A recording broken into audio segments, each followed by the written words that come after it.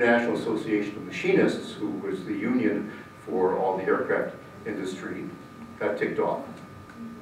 And because their members are going to lose jobs. So anyway, they brought me on to take on the OPEC nations, OPEC and the OPEC nations. And I brought that particular lawsuit. And I traced the price fixing, because OPEC's price fixing is out in the open. They meet in Vienna, they sit down, they decide how much they're going to charge for a barrel of oil, and then that gets charged to the distributors, which are the American companies, which then comes all the way down into your gas pump. And I was able to trace that. And the United States gives tax credits and everything to the companies, and we were able to trace the whole thing, actually through their annual reports, because they report all that. So we went out, sued OPEC. Who's on the other side? None other than Antonin Scalia, now judge on the Supreme Court. Well, we were in front of Andy Howard, who was a U.S. District Court judge. And this is sort of a side story, but it's a little bit interesting. Andy wanted to go on vacation, so we were trying the case from 9 in the morning until 11 o'clock at night. During the case, while the case was going on, Andy went back to Washington for a judges' convention. Now, Andy was a very honest guy. Came back, and he said that he met with Attorney General Griffin Bell. This is under Carter. And Andy gives the following story. He said he met the Attorney General, and he said, Mr. Attorney General, and the Attorney General says, oh, call me Griff. And then he says, Griff says to me, well, what's happening with this OPEC case? And he says, what? He says, you know, the OPEC case that you have in front of you. Anyway, a little bit of pressure was being put on Andy. The end result is that Andy decides that the OPEC nations were really fixing their tax rates, so therefore they weren't really price fixing. So he stuck it to me. We go up to the Ninth Circuit, and the Ninth Circuit decides, no, it's a price fix, but they're going to use the act of state doctrine because it's a political question and the courts are not going to get involved in a political question. So based upon that reasoning, that's why OPEC is managing to exist. Now, years later, through one of the organizations, a friend of mine came to me and said, well, he said, Richard, I don't know if this story is true, but a friend of mine who was in the Carter White House told me the following story.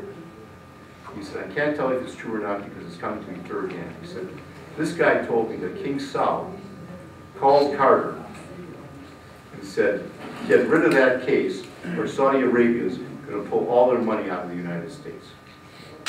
I sort of prefer to believe the second story. Because if you look at the court decisions, it's one thing. If you look at the reality of life, it's a second thing. So OPEC was another case. Another one that comes down the line is that I had done a couple of cases in the U.S. Supreme Court as amicus briefs on antitrust and things. And my client in those particular cases came to me one day and they said, Richard, the state's taking all of our money. Now this was the California State Electronics Association. These are the repair people that go in and do all your warranty repair, the independent repair people, little shops that you see for that fix your computers, that fix your appliances and all these other things. And I said, what do you mean the state's taking all your money? They said, well, we put money into a fund that takes care of consumers. And I said, so? They said, well, the fund's gone. I said, what do you mean the fund is gone? They said, the fund is gone. I said, well, how did the fund go? They said, in the budget, the state took all the money out of our fund. I said, really? He said, no. So I took a look, and sure enough, they did that. Not only did they do it with their fund, they did it with 49 other funds. So we brought a lawsuit, because that's illegal. Can't do it. And we won. Then we brought about 10 other lawsuits. We won those. And we won so many lawsuits that in the end, I ended up returning and saving for the California taxpayers approximately $1 billion. The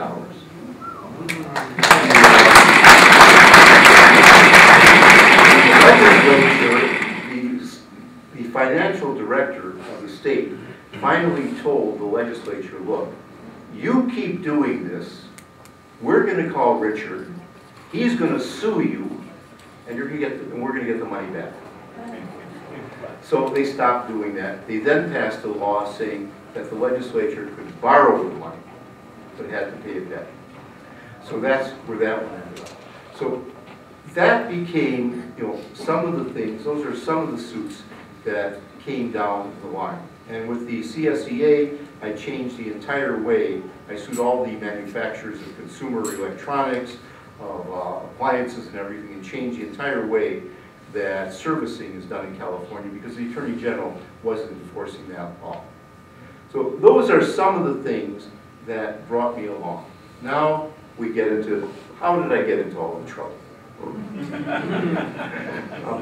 One day, I ended up being called by LACEOS, which is the union that represents the people that do the inspections for restaurants, swimming pools, and all these other things. And they had brought a lawsuit against the County of Los Angeles with respect to money that the county was taking for these inspection fees and putting it in their general fund. And the lawyer that they had, just basically they felt this wasn't sophisticated enough to be able to try this lawsuit. So they called me, and I got into the lawsuit, and we went to trial, and the end result was the county was taking $45 million a year out of these inspection fees. State law says that the inspection fees are supposed to be segregated into a special fund. County wasn't doing that. So we went to trial, won the trial, and ended up taking the they had $11 million left that year. We took the $11 million, we got a judgment establishing a special fund. We froze all the inspection fees until that $11 million was gone. All the new money went into the special fund. Well, when it came time to get paid, the judge refused to pay me. He said that it was bad for unions, county unions, to sue the county. I ran that up through the courts and everything, got nowhere. And then that took place, now that was 1999. Now, previously, I forgot one suit, let's go back, big one.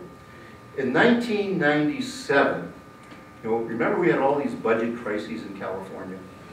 They used to go for 90 days and there's no budget, and small and minority business owners are going broke. They aren't paying the county welfare money and everything else. In the meantime, what are our good politicians doing? They're getting paid to sit up in Sacramento and fight with each other. And they're taking their per diem, they're taking their salary, and the governor's taking his per diem, his salary, and everything else. And we, the people, are getting stuck. 1997, I brought a lawsuit, and it went, basically, it got denied, and on a demur and everything, I put it up in appeal. 1998, same thing happens, I bring the lawsuit again. This time the Howard Jarvis Taxpayers Association joined in. We went in, and believe it or not, we got an injunction. Closed down the government. Literally. Got a Judge O'Brien, he went in, ordered the government closed down. Next day, they passed a $19 billion emergency bill to keep things going. But the suit kept going up. Now that stopped everyone's salaries, including the judges. Pissed off. Sort of a little side note, we had a trip planned for our family to go to Paris.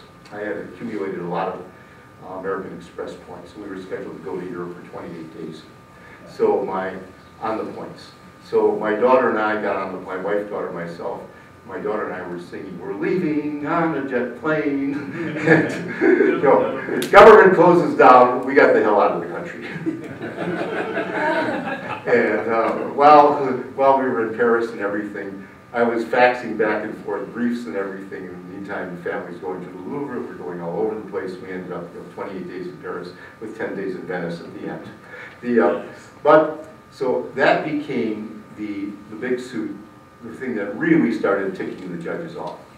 At the same point in time, I was retained by a man by the name of John Silva. John Silva divorced his wife. and friendly divorce, as it turned out. His wife had been on welfare for 1 week. So the county took over the payments. John was making all the payments. His wife wasn't getting the money. And so I looked into it. And what was happening, good old district attorney Gil Garcetti was taking the money and keeping it and not paying it out. It was not only John's money, but $14 million of money that was supposed to go to the women and children was being held illegally by the district attorney. Now they can only hold the money for 6 months, and they either have to give it out or give it back. So if they can't find the women and children, they've got to give it back. If they know where the women and children are, they've got to pay it out. So we sued, went in, district attorney admitted he had the money. In the trial, his head man came in, yes, we got the money and everything, and yes, once Richard started suing us, yeah, then we started paying it out. The other side moves to dismiss, the judge dismisses the case. I said, wait a minute, these people are nailed.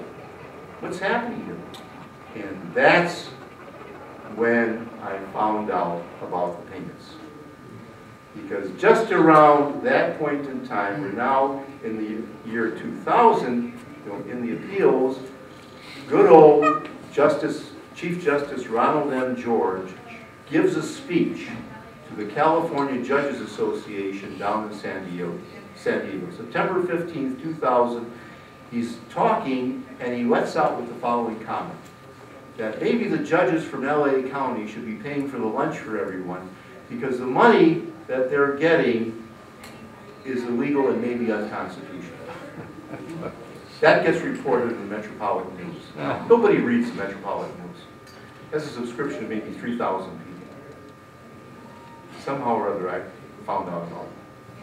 I then started out in my appellate briefs. And I said, this money's illegal. Checked it out, Article 19, Article 6, Section 19 of the California Constitution says only the state legislature can prescribe the compensation for the judges. And I started counting. Next thing, I go in and I sue them in the U.S. District Court. I sue the judge who didn't pay the $1.5 million, and then in the Silva case, I go in and I sue Judge Chalfant, who went against me. I sue Boren, Knott, and Todd, where the judges in the appellate court went against me because Justice Todd had just been appointed and she had gotten money from the L.A. Superior Court, and Boren and Knott covered it up. So I nailed them.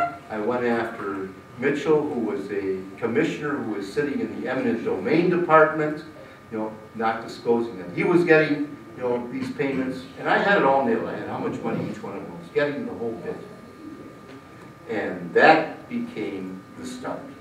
That was 2002. 2003, the chief judge of the L.A. Superior Court goes to the state bar to get me disbarred. We go to trial in 2004. That I moved to summary judgment against the state bar. The day before the trial starts, the state bar drops the charges. Later in 2004, what happens is that Mitchell secretly goes to the state bar to complain again.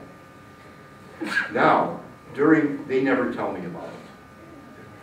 During the same period of time, I am retained by the Coalition to Save the Marina and the Marina Tenants Association to go against the County of Los Angeles with respect to the leasing of Marina del Rey to private developers. Now, I don't know how many of you people know that Marina del Rey is the largest private yacht harbor in America. It's 400 acres of water and 400 acres of land owned by L.A. County. And L.A. County goes out and it leases the land to private developers who then put apartment buildings on this land and then collect money on the rents on the apartment buildings.